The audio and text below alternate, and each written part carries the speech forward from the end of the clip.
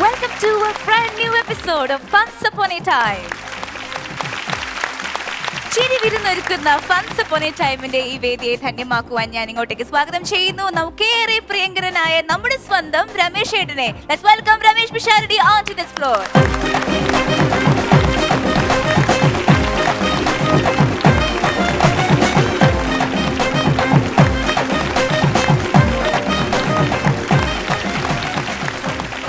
എല്ലാവർക്കും നമസ്കാരം.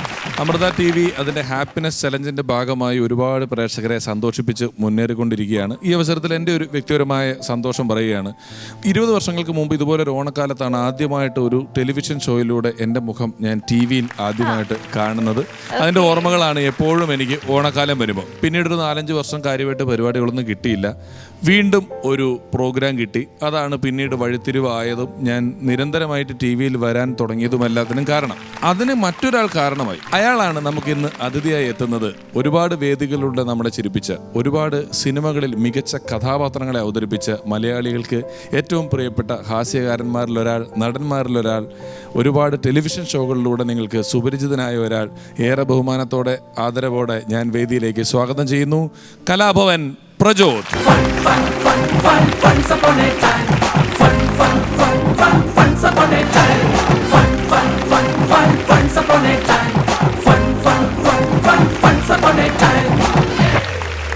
പ്രജോദ് നമസ്കാരം. നമസ്കാരം.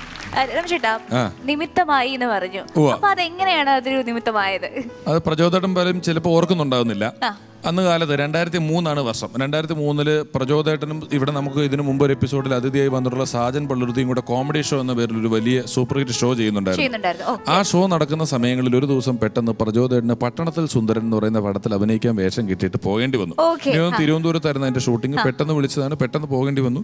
നാളത്തേക്ക് സാജൻ പള്ളുരുത്തിയുടെ കൂടെ നിൽക്കാൻ ഒരാൾ വേണം. പെട്ടെന്ന് ഒരാളെ, അതായത് പുതിയ ആൾക്കാരെ പരിചയപ്പെടുത്തുക എന്നൊക്കെ പറയുന്ന ഒരു പരിപാടി ചെയ്തുകൊണ്ട് എന്നെ വിളിച്ചു വരുത്തി. ചെന്ന ഞാൻ 3 എപ്പിസോഡ് ചെയ്തിട്ടാണ് തിരിച്ചു വന്നത്, ചെന്നതിലല്ലാതെ വന്നത്. അപ്പോ ഞാൻ അന്ന് എപ്പോഴും പ്രാർത്ഥിക്കും, ദൈവമേ പ്രചോദേട്ടന് സിനിമ കിട്ടണേ, പ്രചോദേട്ടന് സിനിമ കിട്ടണേ എന്ന് പറഞ്ഞ് ഞാൻ ഒരുപാട് പ്രാർത്ഥിച്ചുകൊണ്ടിരുന്ന ഒരാളാണ്.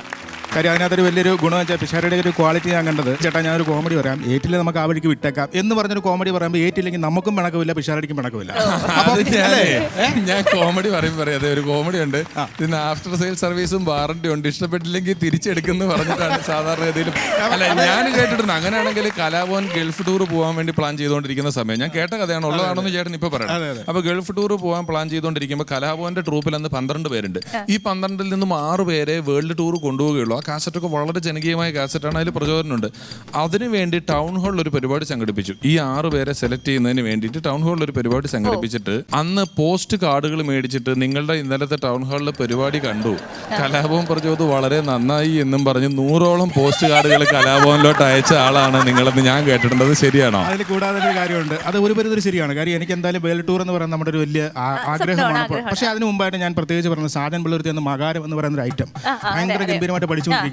ഈ മകാരം ഞാൻ സാജന്റെ പെർമിഷൻ കൊണ്ട് പഠിച്ച് അത് ഞാൻ ടൗൺ ഹാളിൽ അവതരിപ്പിച്ചതിന് ശേഷമാണ് എനിക്ക് അതിലേക്ക് ഒരു ചാൻസ് കിട്ടുന്നത്, പോകാനുള്ള ഒരു ചാൻസ്. അല്ല, ഞാനിത് ഉപയോഗിച്ചിട്ടുണ്ട്. കാരണം ഞാൻ സലീമന്റെ ട്രൂപ്പിൽ പോയപ്പോഴുള്ള പ്രശ്നം എന്ന് വെച്ചാൽ കോമഡി കാണിക്കുന്ന ആൾക്കാരുടെ ബഹളമാണ്. ശബ്ദം അനുകരിക്കുന്നവർ നമ്മളെക്കാളും വളരെ പെർഫെക്റ്റ് ആയിട്ട് ശബ്ദം അനുകരിച്ചുകൊണ്ടിരിക്കുകയാണ്. അപ്പൊ നമുക്ക് വലിയൊരു ഭയമാണ്, നമ്മൾ എന്തെടുത്ത് കാണിക്കുക. അപ്പോൾ കാണാപ്പാടം പഠിക്കുക എന്ന് പറയുന്നതിൽ നമുക്കുള്ള കഴിവ് ഉപയോഗിച്ചുകൊണ്ട് ഇങ്ങനെയുള്ള ഒരു പരിപാടി, ഇതാണ് പെട്ടെന്ന് ആരും കട്ടുകൊണ്ട് പോവില്ല ഈ ഐറ്റം ഒക്കെ. പ്രചോദേട്ടന്റെ തുടക്കത്തിൽ പ്രചോദേട്ടൻ വന്നു കഴിഞ്ഞാൽ നായികമാരിൽ ആരെങ്കിലും വിവാഹം കഴിച്ചുകൊണ്ട് പോകുമായിരുന്നു, മണവാളനായിരുന്നു. അത് എന്തുകൊണ്ടാണെന്ന് തോന്നിയിട്ടുണ്ടോ? അത് അല്ല, എനിക്ക് ആ മീശമാധവൻ എന്ന് പറയുന്ന ചിത്രം ഒരു വലിയൊരു എൻട്രി ആയിരുന്നു. കാര്യം ലാൽജോ സാറിൻ്റെ ആ ഒരു പടത്തിൽ അങ്ങനെ വേഷം കിട്ടിയപ്പോൾ പിന്നീട് എന്നെ മിക്ക പടത്തിലും കല്യാണ ചക്കനായിട്ട് വിളിക്കുന്നുണ്ട്. അങ്ങനെ ഞാനൊരു പടത്തിൽ ഇങ്ങനെ ചെന്നപ്പോൾ പോസ്റ്റ്മാൻ എന്ന് പറഞ്ഞ പടത്തിൽ ഗണേഷ് ചേട്ടനുണ്ട്. അപ്പോൾ ഞാനിങ്ങനെ മേക്കപ്പ് ചെയ്യാൻ അങ്ങോട്ട് ചെന്നപ്പോൾ ഗണേഷ് ചേട്ടൻ നോക്കിയിട്ട് ഇതിൽ കല്യാണമൊന്നുമില്ല, പിന്നെ നീ തന്നെ ഇവിടെ വന്നത്. പ്രചോദേട്ടൻ്റെ തമാശകൾ, അദ്ദേഹം നമ്മളോടൊപ്പം കുറച്ച് എപ്പിസോഡുകൾ ഇനിയുണ്ടാവും. അദ്ദേഹം ഞങ്ങളുടെ ക്ഷണം സ്വീകരിച്ച് ഈ പരിപാടിയിൽ വന്നതിന് അദ്ദേഹത്തോടുള്ള ഈ ഫൺസ് അപ്പോൺ എ ടൈം ടീമിൻ്റെ വലിയ നന്ദി ഈ അവസരത്തിൽ വാക്കുകളാൽ അറിയിക്കുകയാണ്. ഇനി നമുക്ക് നമ്മുടെ മത്സരങ്ങളും പരിപാടികളും ഒക്കെ ഉണ്ട്, നമുക്ക് അങ്ങോട്ടേക്ക് ഇരുന്നാലോ? ചിരിയും ആവേശവും ഒരുപോലെ നിറഞ്ഞ ഒരു 1-on-1 പെർഫോമൻസിലേക്ക് നമ്മൾ കടക്കുകയാണ്. ഇന്ന് മത്സരിക്കുന്ന മത്സരാർത്ഥികൾ സുധൻ കൈവേലി ആൻഡ് സംഗീത്. നല്ലൊരു കൈയടി കൊടുക്കണം, നമുക്ക് അവരെ സ്വാഗതം ചെയ്യാം.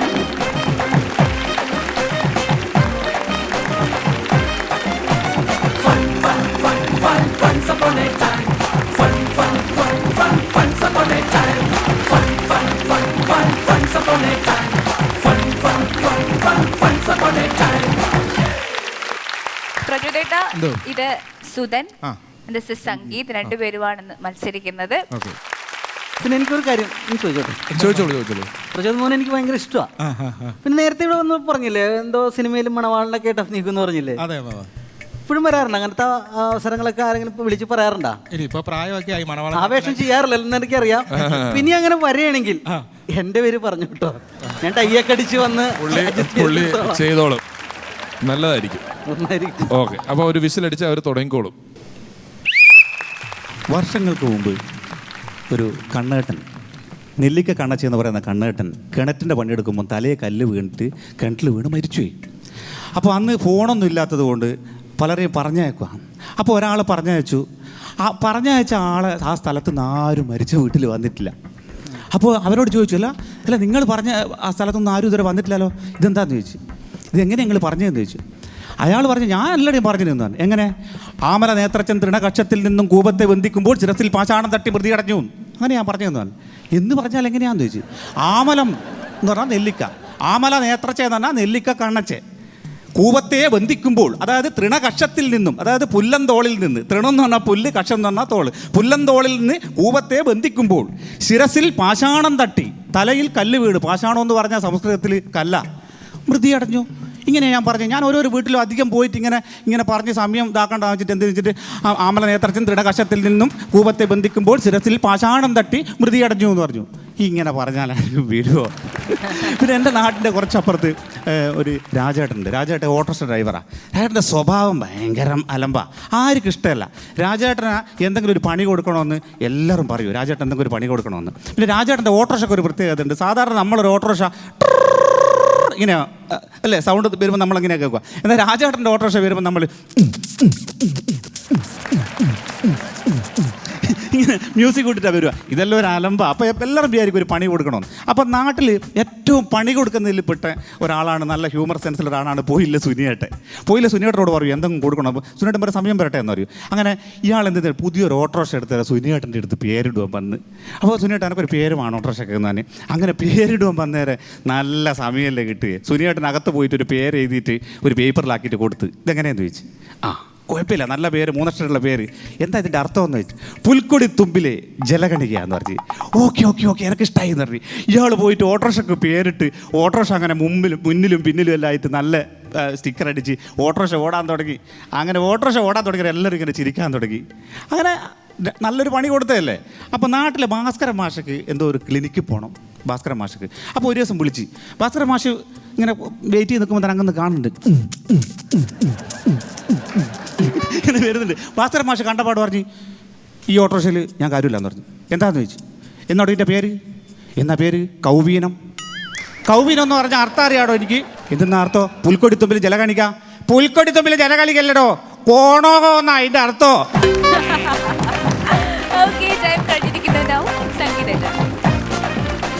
ഒരു വീട്ടിൽ ഭാര്യയും ഭർത്താവും എന്നും അടിയാണ്. അപ്പോൾ സഹിക്ക് വേണ്ട ഈ ചേച്ചി ഈ ഭർത്താവിൻ്റെ മണ്ടമ്മ ചുറ്റി എടുത്ത് എണ്ണാവും ഒന്ന് കൊടുത്തു. അപ്പോൾ ഇത് കണ്ടുവന്ന അമ്മായിയമ്മേൻ്റെ തലയിലും ചുറ്റി വെച്ച് ഒന്ന് കൊടുത്തു. അങ്ങനെ ആകെ പ്രശ്നമായി, പോലീസ് കേസായി. പോലീസ് വന്ന് എൻക്വയറിക്ക് വന്നു. ആളുകളൊക്കെ ചുറ്റും കൂടി നിൽക്കുന്നുണ്ട്. അപ്പോൾ പോലീസുകാരൻ ചോദിച്ചു എന്താണ് സംഭവിച്ചു ചോദിച്ചു. അപ്പോൾ അയാൾ പറഞ്ഞു എൻ്റെ ഭാര്യ എൻ്റെ തലയ്ക്ക് ചുറ്റി വെച്ചടിച്ചു. ശരി, അപ്പോൾ ആൾക്കൂട്ടം നിരന്ന് നിൽക്കുകയാണല്ലോ. അപ്പോൾ ആൾക്കൂട്ടത്തിലുള്ളുന്ന ഒരാൾ പറഞ്ഞു കള്ളം, പച്ചക്കള്ളം. ആ പോലീസുകാരൻ ഉണ്ടാകുന്ന നിൽക്കുക എന്ന് പറഞ്ഞു. വീണ്ടും ചോദിച്ചു നിങ്ങളുടെ അമ്മായിമ്മേനും നിങ്ങൾ ചുറ്റി വെച്ച് അടിച്ചു എന്ന് കേട്ടല്ലോ, ശരിയാണോ? അപ്പോൾ ആ സ്ത്രീ പറഞ്ഞു ഞാൻ അടിക്കേണ്ടി വന്നു, ഒരു ദുർബല നിമിഷത്തിൽ അടിച്ചു. അപ്പോഴും ആൾക്കൂട്ടത്തിൽ നിന്ന് ഒരാൾ പറഞ്ഞു കള്ളം, പച്ചക്കള്ളം. അപ്പോൾ പോലീസുകാരൻ പറഞ്ഞു അവനെങ്ങനെ വിളിക്കും. അപ്പോൾ ആളെ കൊണ്ടുവന്നു. അപ്പോൾ നിങ്ങൾക്ക് എങ്ങനെയാണ് ഇത് കള്ളാണെന്ന് അറിയാതെ ചോദിച്ചു. അപ്പോൾ ആൾ പറയാണ് എൻ്റെ വീട് ഇതാ കാണുന്ന വീടാണ്, ഞാൻ ഈ വീട്ടിൽ 2 തവണ ചുറ്റിക്ക് വന്നപ്പോൾ ഈ വീട്ടിൽ ചുറ്റിയില്ല എന്ന് പറഞ്ഞത്, പിന്നെ ഇപ്പോൾ എവിടുന്ന ഈ ചുറ്റിക്ക് വന്നത്. അതുപോലെ ഒരു പെണ്ണ് കാണൽ ചടങ്ങ് നടന്നുകൊണ്ടിരിക്കുന്ന സ്ഥലം. എല്ലാവരും എല്ലാ പരിപാടിയൊക്കെ കഴിഞ്ഞ് കാപ്പിടിക്കേണ്ട സമയമായി. പലഹാരങ്ങളൊക്കെ കൊണ്ടുവന്ന് വെച്ചിട്ടുണ്ട്, ജിലേബി, ലഡ്ഡു, മിച്ചർ എല്ലാം കൊണ്ടുവന്ന് വെച്ചിട്ടുണ്ട്. അപ്പോൾ എല്ലാവരും ചായ കുടിച്ചു തുടങ്ങി. ചെക്കൻ്റെ വീട്ടുകാരും എല്ലാവരും ചായ കുടിച്ചു തുടങ്ങി. അപ്പോൾ ചെക്കൻ്റെ അച്ഛൻ മാത്രം ചായ കുടിക്കാണ്ട് മാറി നിൽക്കുക. ഇത് പെണ്ണിൻ്റെ അച്ഛൻ കണ്ടു. അപ്പോൾ ചോദിച്ചു എന്താ ചായ കുടിക്കാതെ മാറി നിൽക്കുന്നത്, ചായ കുടിക്കുമെന്ന് പറഞ്ഞു. അപ്പോൾ ആൾ പറഞ്ഞു അത് വേറെ ഒന്നും കൊണ്ടല്ല, എനിക്ക് ഷുഗറിൻ്റെ കുറച്ച് പ്രോബ്ലം ഉണ്ട്, അതുകൊണ്ടാണ് ഞാൻ ചായ കുടിക്കാതെ മാറി നിൽക്കുന്നത്, വേറെ ഒന്നും വിചാരിക്കരുതെന്ന്. അപ്പോൾ ആൾക്ക് വിഷമായി, ഓ ഷുഗറുള്ള ആളല്ലേ. അപ്പോൾ ആൾ പറഞ്ഞു ചായ കുടിച്ചാലല്ലേ പ്രശ്നമുള്ള 2 ലഡ്ഡു കഴിക്കുക. ഒരു കവി, ആളുടെ ഭാര്യ, ഒരു കൊച്ചുകുട്ടി. അപ്പോൾ ഇയാൾ സ്ഥിരം കവിത എഴുതും. അങ്ങനെ ഒരു ദിവസം ഇയാൾ എഴുതിയ കവിത കാണുന്നില്ല. ഇയാൾ പൂര തെരച്ച് വീടിൻ്റെ ഉള്ളിലൊക്കെ നോക്കി, എവിടെയും കാണുന്നില്ല. ഇയാൾ നോക്കുമ്പോൾ കുട്ടിയുടെ കയ്യിൽ ചെറിയൊരു പേപ്പറിൻ്റെ കഷ്ണം കിടക്കുന്നുണ്ട്. അപ്പോൾ ഇയാളിങ്ങനെ സൂക്ഷിച്ച് നോക്കുകയാണ് കുട്ടീനെ. അപ്പോൾ ഭാര്യ വന്നിട്ട് ചോദിച്ചു, എന്താണ് കുട്ടീനെ ഇങ്ങനെ സൂക്ഷിച്ച് നോക്കുന്നുണ്ടല്ലോ? അപ്പോൾ ഇയാൾ പറഞ്ഞു, ഞാൻ ഇന്ന് എഴുതിയ കവിത ഇവിടെ വെച്ചിട്ടുണ്ടായിരുന്നത് കാണാനില്ല, ഒന്നെങ്കിലും വലിച്ചു കയറി അത് അടുപ്പിലിട്ടുണ്ടാവും. അപ്പോൾ ഈ ചേച്ചി പറഞ്ഞു, ആ കവിത വായിച്ച് മനസ്സിലാക്കാനുള്ള പ്രായം ഉണ്ടോ കുട്ടിക്ക്? എന്നാലല്ലേ അടുപ്പിലിട്ടുള്ളൂ.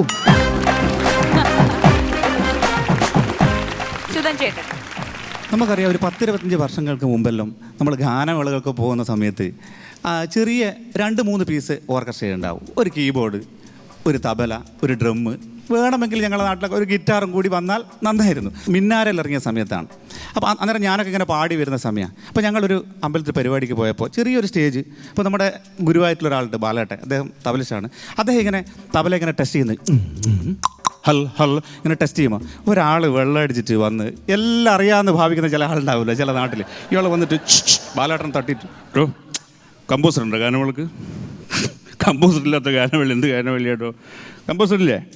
ബാലേട്ടാണെങ്കില്ല. ബാലേട്ടൻ പിന്നെ തബല, ബാലേട്ടൻ പിന്നെ തബല ഇങ്ങനെ വായിച്ചോണ്ടിരിക്കുന്ന, ഏയ് കമ്പോസർ ഉണ്ടോ? കമ്പോസറിൽ ഞങ്ങൾക്കറിയാം, ഞാൻ ഇതെല്ലാം കണ്ടതാ. കമ്പോസർ ഇല്ലാത്ത ഗാനമേള എന്ത് ഗാനമേള? കമ്പോസർ ഇല്ലേ? ബാലേട്ടനെ അധികം ചോദിച്ചാൽ ബാലേട്ടൻ എണീറ്റിങ് നിന്ന് തബലേൻ്റെ അടുത്ത് നിന്ന് ബാലേട്ടൻ ചോദിച്ചു, തബല കാണിച്ചിട്ട്, എല്ലടോ ഇതല്ലടോ കമ്പോസർ എന്ന് പറഞ്ഞു. അയാൾ, അയ്യോ ഞാൻ കണ്ടില്ല കേട്ടോ, ഇതല്ലേ കമ്പോസർ. സുഹൃത്തെ സോറി, ഞാൻ കണ്ടില്ല. അയാൾക്ക് കമ്പോസർ അറിഞ്ഞൂടാ, തബല അറിഞ്ഞൂടാ. പിന്നെ വന്ന് എൻ്റെ അടുത്താ എന്നെ മെല്ലെ ചൊട്ടി എന്നോട് പറഞ്ഞു, എടോ നീ ഗാനങ്ങൾക്ക് പാടുന്നുണ്ടോയെന്ന് ചോദിച്ചു. ഞാൻ പറഞ്ഞാൽ ഞാനും പാടുന്നുണ്ട്, പിന്നെ ഇവർ 2-3 ആളുണ്ട്. ഒരു കാര്യം ചെയ്യും, ഞാൻ മോഹൻലാൽ ഫാനാണ്, നിലാവേ പാടുമെന്ന് ചോദിച്ചു. ഞാൻ പറഞ്ഞാൽ അത് പാടുന്നുണ്ട്, ഞാനുണ്ട്, ധന്യമോളുണ്ട്, ലില്ലിപ്പാപ്പ ഞാൻ പാടും എന്ന് പറഞ്ഞു എന്നോട്. ഞാൻ പറഞ്ഞു, ചേട്ടാ അങ്ങനെ പറയരുത്, കാരണം ഇത് ആൾക്കാരിങ്ങനെ സെറ്റ് ആൾ സെറ്റ് ചോദിച്ചല്ലേ. എന്നൊരു കാര്യം ചെയ്യും, ലൈറ്റ് മറ്റേ ഗാനമേളക്ക് ലൈറ്റ് ഞാൻ അടിക്കുമെന്ന് തന്നെ. ഞാൻ പറഞ്ഞു, ചേട്ടാ അപ്പോൾ കമ്മിറ്റിക്കാരെ പിടിച്ച് ഇയാളെ അങ്ങോട്ട് കൊണ്ടുപോയി. കുറച്ച് കഴിഞ്ഞ് ഗാനമേളെല്ലാം തുടങ്ങി. മിന്നാരത്തിൻ്റെ സമയം വന്ന് ഞാനിങ്ങനെ പാടി, ആ സമയത്ത് ടിങ് ടിങ് ടിങ് ടിങ് ടിങ് ടിങ് ടിങ് ടിങ് ടിങ് ടിങ് എന്ന് പറയുമ്പോൾ ഒരു കോണെന്ന് 5 ബാറ്ററിയിലെ ടോർച്ച് എൻ്റെ കണ്ണിലടിച്ച് ലില്ലിപ്പാ പാലോലി എന്ന് പറഞ്ഞു. എൻ്റെ ശ്രുതിയും പോയി, താളവും പോയി, എല്ലാം പോയി. ഗാനമേള മൊത്തം കുളം. ഓർക്കസ്ട്ര ഫീഡ് ചെയ്തല്ലേ, തര തര തര തര തര തര തര, അതിൻ്റെ അടുത്ത മ്യൂസിക് അതല്ലേ, തര തര. ഈ സമയത്ത് അടിയാ കമ്മിറ്റിക്കാർ ഇയാൾ അങ്ങനെ പഞ്ഞിക്കിട്ട് ഗാനമേള മൊത്തം കുളമായി. അവസാനം ഇയാൾ പഞ്ഞിക്കിട്ട് അവസാനത്തെ മ്യൂസിക് കീബോർഡിൽ ഇങ്ങനെ വരുന്നുണ്ട്.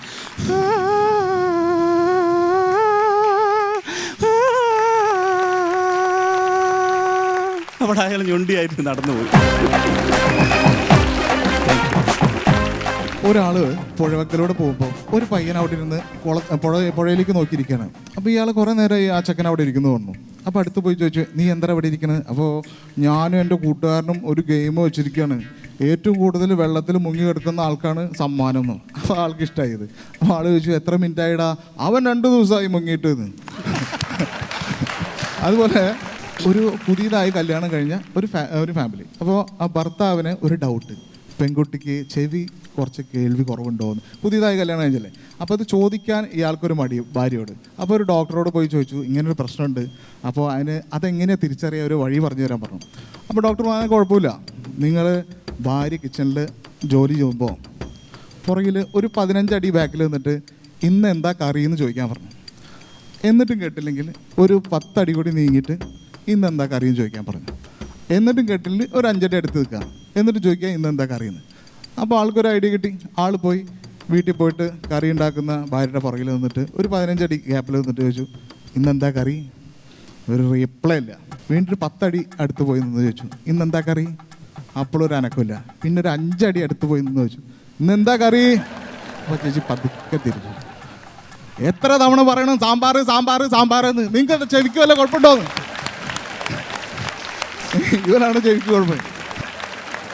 അതുപോലെ 2 മദ്യപാനികൾ ബാറ് തുറന്നപ്പോൾ ഷെയർ ഇട്ടടിക്കുകയാണ്. പക്ഷെ ഒരുത്തൻ്റെ മാത്രം കാശില്ല. ഇവൻ സ്ഥിരം ഇവന് ഓസാൻ വേണ്ടി നടക്കുക. അപ്പോൾ ഇവനെ ഒഴിവാക്കും വേണം. ഇവൻ ചോദിച്ചു, നിനക്ക് ഇങ്ങനെ എൻ്റെ കൂടെ നടന്നിട്ട് എപ്പോഴും ശീലമായി, നിനക്ക് ഇത്തിരി നാണും മാനും ഉളുപ്പും വല്ലതും ഉണ്ടറാ, കുറച്ച് കാശുണ്ടെങ്കിൽ എൻ്റെ കൂടെ വാ, അല്ലെങ്കിൽ എൻ്റെ കൂടെ വരണ്ടാന്ന് പറഞ്ഞു. അപ്പോൾ പുള്ളി പറഞ്ഞു, നീ ഇപ്പോൾ പറഞ്ഞില്ലേ ഉളുപ്പും ചളിപ്പും മാനൊക്കെ ഉണ്ടോന്ന്, അതൊക്കെ എനിക്കുണ്ട്, പക്ഷെ കാശില്ല. അതാണ് ഞാൻ പറഞ്ഞത്. സ്കൂളിൽ ക്ലാസ് എടുത്തുകൊണ്ടിരിക്കുമ്പോൾ ഹെഡ് മാഷ് അകത്തേക്ക് വന്നുകൂടാ. അപ്പോൾ ഹെഡ് മാഷ് എന്തോ കാര്യമായിട്ട് പിള്ളേരെ അടുത്ത് പറഞ്ഞുകൊണ്ടിരിക്കുമ്പോൾ ഒരു പെരിച്ചാഴി സ്കൂളിൽ ക്ലാസ്സിനകത്തേക്ക് കയറി വന്നു. അപ്പോൾ എല്ലാ പിള്ളേരും കൂടി വായ് വായ് വായ് വായ് എന്ന് പറഞ്ഞിട്ട് പിള്ളേർ എല്ലാ പെരിച്ചാഴിനെ പുറത്താക്കി. ഒരുത്തൻ തലയ്ക്കൊന്ന് കൊടുത്ത് പെരിച്ചാഴി ചത്തു. അപ്പോൾ ഈ ഹെഡ് മാഷ് ചോദിച്ചു, എന്തിനാടാ പാവല്ലേ, അതിനെന്തിനാ തല്ലിക്കൊന്ന്? മാഷുള്ളപ്പോൾ ഒരു വേറെ തുറപ്പനെ ഞങ്ങൾ അകത്ത് കയറ്റില്ല. അതുപോലെ ക്ലാസ് എടുത്തുകൊണ്ടിരിക്കുമ്പോൾ മാഷ് ചോദിച്ചു, ദേ വൃത്തിയാക്കാൻ നമ്മൾ സോപ്പ് തേച്ച് കുളിക്കണം, അപ്പോൾ മനസ്സ് വൃത്തിയാക്കാൻ നമ്മൾ എന്ത് ചെയ്യണം പറയൂ? അപ്പോൾ ഒരു കുട്ടി എനിക്ക് ഒന്ന് പറഞ്ഞു, അത് വിഴുങ്ങണം. സൂപ്പർ, നല്ല പെർഫോമൻസ് ആയിരുന്നു രണ്ടുപേരുടെയും. ഇവരുടെ പെർഫോമൻസ് നമുക്ക് ഇഷ്ടമായി. ഇനി ജഡ്ജസിന് എന്തൊക്കെയാണ് പറയുന്നത് കേൾക്കാം. രണ്ടുപേരും കുറേ നല്ല തമാശകൾ പറഞ്ഞു. അല്ലെ, സുധന്റെ ആദ്യത്തെ മരണം ചെന്ന് പറഞ്ഞ ആളുണ്ടല്ലോ, അതുപോലെ ചില ആൾക്കാരുണ്ട്, അവർക്ക് ചില വാക്കുകൾ അറിയാമെങ്കിൽ അത് ആവശ്യമില്ലാത്തടത്തൊക്കെ ഉപയോഗിക്കും. ഞങ്ങളുടെ അടുത്തൊരു സംസ്കൃത അധ്യാപകനുണ്ട്. പുള്ളി ചന്തയിൽ രാവിലെ കോഴിയെ വിൽക്കുന്നിടത്ത് നിന്നിട്ട് ആ കച്ചവടക്കാരനോട് ചോദിക്കുക, ഈ ഇരിക്കുന്ന കുക്കുട ശ്രേഷ്ഠൻ ക്രയവിക്രയത്തിനുള്ളതാണോ എന്ന്. മാത്രമല്ല, നിങ്ങളുടെ കഥയില് ആ അയലോക്കംകാരൻ തിലകൻ ചേട്ടനായിരുന്നോ? പച്ചക്കള്ളം 2 പ്രാവശ്യം തിലകൻ ചേട്ടൻ, അതെവിടുന്ന് വന്നു? പിന്നെ രണ്ടുപേരുടെ പ്രകടനം നല്ലതായിരുന്നു. ഇനി പ്രചോദനം പറയും. അല്ല, സുധൻ സംഗീതം വളരെ ഗംഭീരമായിരുന്നു. കാരണം ഒന്നാമത്തെ കാര്യം, ഇങ്ങനെ നിന്നൊരു കോമഡി 2.5 മിനിറ്റ് കൊണ്ട് പടപടാന്ന് അടിക്കുക എന്ന് പറയുന്നത് വളരെ വിഷമമുള്ള കാര്യമാണ്. കാര്യം നമ്മൾ സ്റ്റേജ് കളിച്ചുകൊണ്ടിരിക്കുന്ന സമയത്ത് പോലും ഐറ്റം കയറാതെ വരുന്നൊരു സമയമുണ്ട്. കാര്യം ഈ മിക്സ് പരേഡിനൊക്കെ ഓരോ സീസണാണ്, ഓരോ കാലാവധി. ഒരു സമയത്ത് പണ്ട് ഈ കൊച്ചിൻ്റെ അച്ഛൻ മരിച്ചു പോട്ടെ എന്ന് പറയുമ്പോൾ അയൽവക്കക്കാരൻ ബോധം കെട്ട് ചത്ത് വീഴുന്ന സ്കിറ്റുകളൊക്കെ ആയിരുന്നു ഒരു സമയത്തുണ്ടായിരുന്നു. അപ്പോൾ ഒരു നാട്ടിൽ ഈ പ്രോഗ്രാം ചെയ്യുമ്പോൾ കോലഞ്ചേരി റഹ്മാനൊക്കെ ആയിരുന്നു, അദ്ദേഹത്തിൻ്റെ നാട്ടിലൊരു പ്രോഗ്രാമായിരുന്നു. ഇങ്ങനെ ചെയ്തുകൊണ്ടിരിക്കുന്ന സമയത്ത് അയൽവക്കക്കാരനായിട്ട് റഹ്മാനൊക്കെ ചെയ്തുകൊണ്ടിരിക്കുക. അപ്പോൾ കൊച്ചിൻ്റെ അച്ഛൻ ചത്ത് പോട്ടെ എന്ന് പറഞ്ഞ് റഹ്മാനൊക്കെ വീഴുന്നു, ആരും ചിരിക്കുന്നില്ല. റഹ്മാനൊക്കെ ആകപ്പാട് ടെൻഷനായിട്ട് ഈ ചത്ത് വീണ അച്ഛൻ തന്നെ മൈക്കിൻ്റെ അടുത്ത് വന്നിട്ട്, പ്രിയമുള്ളവരെ, ഞാനാണ് കൊച്ചിൻ്റെ അച്ഛൻ, ഒന്ന് ചിരിക്കാൻ പറഞ്ഞു. കാരണം അത് ഐറ്റം പറഞ്ഞ് ഏൽപ്പിക്കാനായിട്ട് വലിയ പാടാണ്. പിന്നെ ഈ ശ്രുതിയുടെ കാര്യമൊക്കെ പറഞ്ഞ് നമ്മൾ അമേരിക്കയിലൊക്കെ പോകുമ്പോൾ നമുക്കറിയാം, ഈ തബലയൊക്കെ ഈ അവിടുത്തെ AC ഒക്കെ തണുപ്പുകൊണ്ട് ഒരുപാട് കുറഞ്ഞു പോകാറുണ്ട്, ശ്രുതിയൊക്കെ താന്നു പോകാറുണ്ട്. അപ്പോൾ ഈ സ്പോൺസർ നല്ല ടെൻഷനാണെങ്കിൽ പുള്ളി പറയും, തുടങ്ങാറായില്ലെന്ന് പറയും. അപ്പോൾ മൈക്കിളിയേട്ടൻ തബല നോക്കുകയാണ്. അപ്പോൾ ഈ സ്പോൺസർ പറഞ്ഞു, എന്താ തുടങ്ങാത്തതെന്ന് ചോദിച്ചപ്പോൾ നമ്മുടെ മൈക്കിളിയേട്ടൻ പറഞ്ഞു, തബല ഇറങ്ങിപ്പോയി. അയ്യോ, ഇനി എപ്പോൾ കയറി വരുമെന്ന് ചോദിച്ചു. കാരണം അതൊക്കെ പെട്ടെന്ന് നടന്നു പോകുന്ന കാര്യങ്ങളാണ്. പിന്നെ സംഗീതം പറഞ്ഞ കഥാപാത്രങ്ങളെല്ലാം വളരെ രസകരമായിട്ടുണ്ട് പോകുന്നുണ്ട്. കാര്യം ഈ ഒരു അടി എന്നൊക്കെ പറഞ്ഞാൽ വൈഫിൻ്റെ അടുത്തൊക്കെ നമ്മൾ സൂക്ഷിച്ച ഓരോ കാര്യങ്ങൾ പറയുന്നത്. സർപ്രൈസിൻ്റെ ഒരു കഥയുണ്ട്, അത് കേട്ടിട്ടുണ്ടോ? പക്ഷേ വൈഫിന് സർപ്രൈസ് കൊടുക്കുന്ന ഒരാളാണ്. നമ്മുടെ അടുത്തൊരാൾ ജേക്കബ് എന്ന് പേരിടാം ഇപ്പോൾ തൽക്കാലം. അപ്പോൾ അദ്ദേഹം അസിസ്റ്റന്റ് മാനേജറായിരുന്നു. ഇദ്ദേഹത്തിന് മാനേജറായിട്ട് പ്രൊമോഷൻ കിട്ടി. അപ്പോൾ ഈ പ്രൊമോഷൻ കിട്ടിയ കാര്യം ഇദ്ദേഹം വൈഫിൻ്റെ അടുത്ത് പറയാം, സർപ്രൈസ് ആയിട്ട് പറയാം എന്ന് പറഞ്ഞ് ഇദ്ദേഹം വീട്ടിൽ വരികയാണ്. രാത്രിയിൽ വീട്ടിൽ വന്ന പുള്ളി ഇങ്ങനെ കുളിയെല്ലാം കഴിഞ്ഞ് ഭക്ഷണമൊക്കെ കഴിഞ്ഞു, ഇന്നൊരു സർപ്രൈസ് ഉണ്ട്. ഭാര്യ വെച്ച് എന്ത് പറ്റി പറയാം എന്ന് പറഞ്ഞു. അപ്പോൾ ഇദ്ദേഹം സമയമെടുത്ത് കുളിയെല്ലാം കഴിഞ്ഞ് ഭക്ഷണമൊക്കെ കഴിഞ്ഞ് വീണ്ടും കിടക്കാറായി. സർപ്രൈസ് പറയാം എന്ന് പറഞ്ഞ് നേരെ കിടക്കാൻ റൂമിലോട്ട് കയറി വന്ന് വൈഫിൻ്റെ അടുത്ത് പറഞ്ഞു, ഇന്ന് നിൻ്റെ കൂടെ കിടക്കുന്നത് മാനേജരാണ്.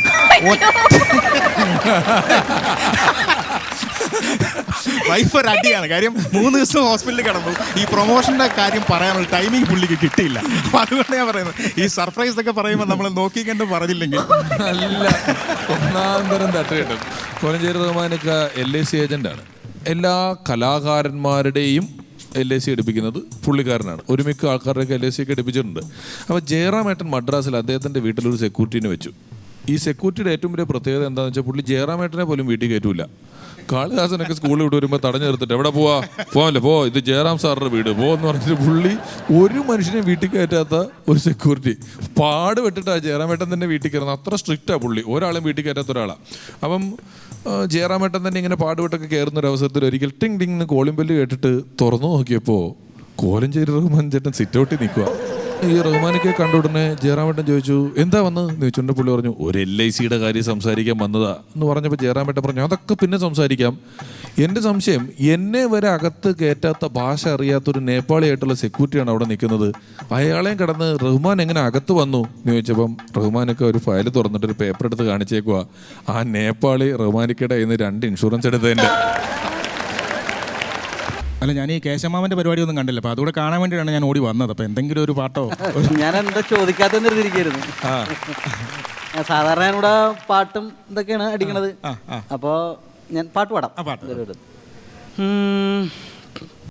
ശശിയുടെ മോള് ശശികലയ്ക്ക് പുനർവിവാഹമോ, അത് സാധ്യമാകുമോ?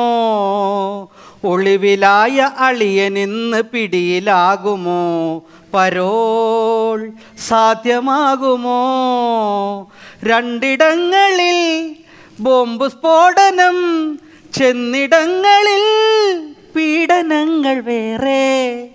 ശശിയുടെ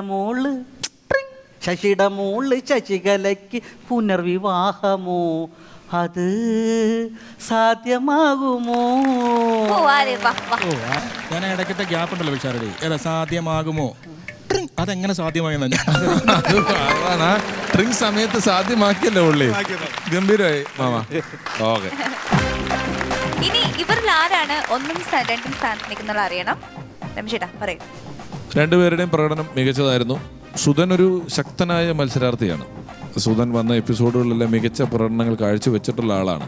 എന്നാൽ ഇന്ന് സുധൻ വളരെ ശക്തമായിട്ട് കൈകാര്യം ചെയ്തെങ്കിലും ചില തമാശകളിലൂടെ സുധനെ മലർത്തി അടിച്ചുകൊണ്ട് ഒന്നാം സ്ഥാനത്ത് എത്തിയിരിക്കുന്നത്. Congratulations Sangeeth, super. അപ്പോൾ ഇവർക്ക് ലഭിക്കുന്ന ക്യാഷ് പ്രൈസ് അത് ഹാൻഡ് ഓവർ ചെയ്യാനായിട്ട് ഞാൻ രമേശ് ചേട്ടനെയും പ്രചോദേട്ടനെയും സ്റ്റേജിലേക്ക് ക്ഷണിക്കുകയാണ്. Please for the few. ഒന്നാം സ്ഥാനത്ത് നിൽക്കുന്നത് സംഗീതാണ്. And the second place we have Sudhan ചേട്ടൻ. അപ്പോൾ ഒരു completely entertaining and power packed episode ആയിരുന്നു അല്ലേ? ഇതുപോലെ അല്ലെങ്കിൽ ഇതിലും ഗംഭീരമായ മനോഹരമായ മറ്റൊരു എപ്പിസോഡിലൂടെ നമുക്ക് വീണ്ടും കാണാം. Until then, it's bye from the whole family of Once Upon a Time.